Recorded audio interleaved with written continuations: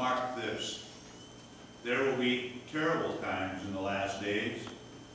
People will be lovers of themselves, lovers of money, boastful, proud, abusive, disobedient to their parents, ungrateful, unholy, without love, unforgiving, slanderous, without self-control, brutal, not lovers of the good, treacherous, rash, conceited, lovers of pleasure rather than lovers of God, having a form of godliness, but denying its power. Notice, all that list of all that stuff, right there included in that list, is having a form of godliness. We're going to touch upon that a little bit.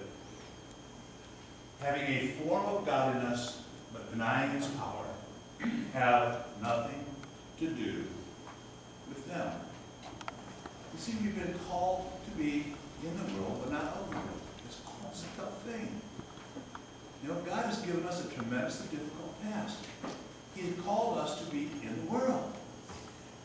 We're not supposed to be reclusive. For example, the world is full of all this kind of stuff. Boastful, proud, abusive, disobedient, ungrateful, unholy, unforgiving, slanderous.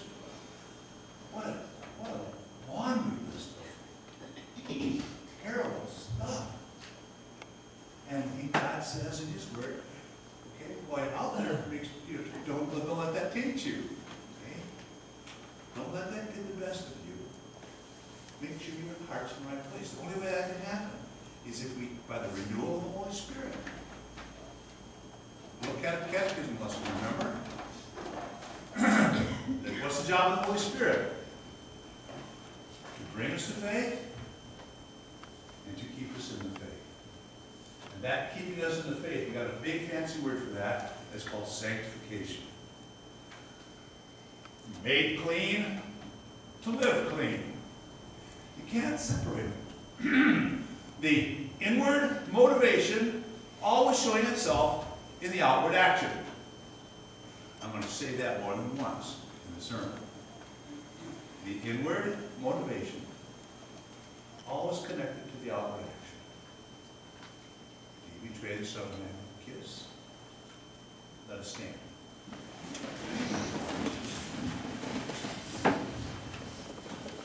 In the past, God spoke to our forefathers through the prophets at many times and in various ways. But in these last days, He has spoken to us by His Son. The Holy Gospel according to St. Luke, the 22nd chapter. We've had this reading once before already. As we touch another subject, here we are now again, though, with Judas in the garden with Jesus. While he, Jesus, was still speaking, a crowd came up, and the man who was called Judas, one of the 12, was leading them. He approached Jesus to kiss him, but Jesus asked him, Judas, are you betraying the Son of Man with a kiss?